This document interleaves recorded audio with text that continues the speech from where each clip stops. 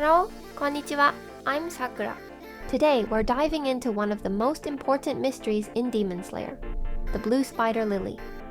It's a major plot point that ties deeply into the entire story, so if you've ever wondered what the deal is with it, you're in the right place. And stick around till the end, because I'll also be sharing some behind-the-scenes info straight from the official fan book, stuff that even hardcore fans might not know. Alright, let's get into it. So, what exactly is the Blue Spider Lily? It's the name of a mysterious plant connected to the medicine given to Muzan Kibutsuji by a doctor way back in Japan's Heian-era. This doctor was actually trying to cure Muzan's deadly illness, and the Blue Spider Lily was part of that treatment. But here's the twist. Muzan, being impatient and furious that he wasn't getting better fast enough, ended up killing the doctor before the treatment was complete. And that one fatal mistake changed everything. Because of that, the treatment didn't fully work. Muzan gained insane powers, basically became immortal, but with one massive weakness, sunlight. And that's how the very first demon was born.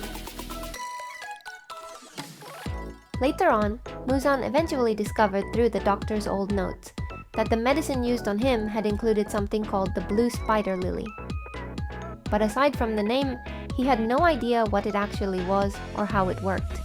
Still, he became completely obsessed with it. To him, this flower was the missing piece, the key to conquering the sun and becoming the perfect life form.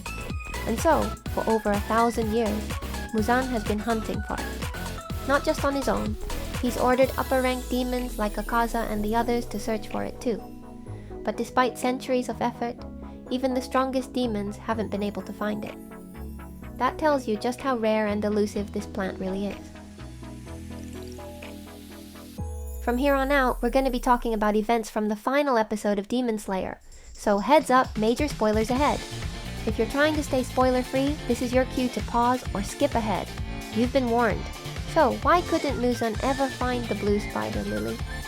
Well, it turns out this flower only blooms during the daytime, and only for 2 or 3 days out of the entire year.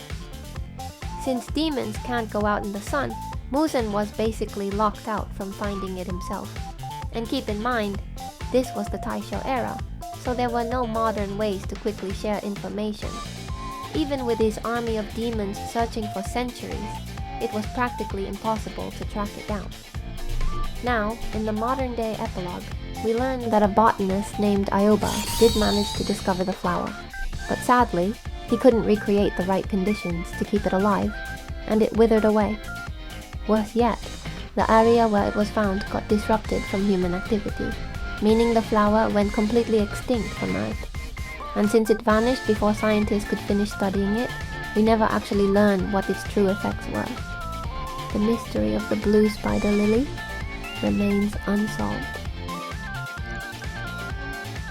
According to the official fanbook, it's clearly stated that the Blue Spider Lily is what turned Muzan into a demon in the first place.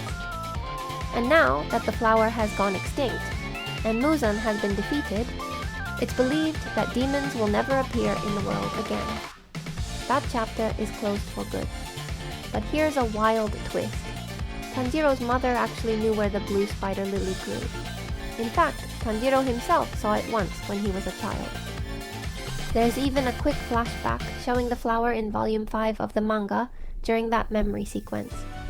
Interestingly though, that scene was cut from the anime adaptation, so unless you read the manga or fanbook, you probably never knew. And that's the breakdown on the Blue Spider Lily. In real life, the red spider lily is a flower that blooms in Japan during autumn.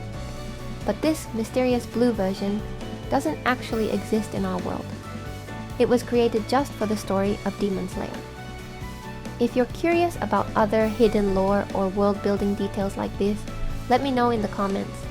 I love diving into this kind of stuff.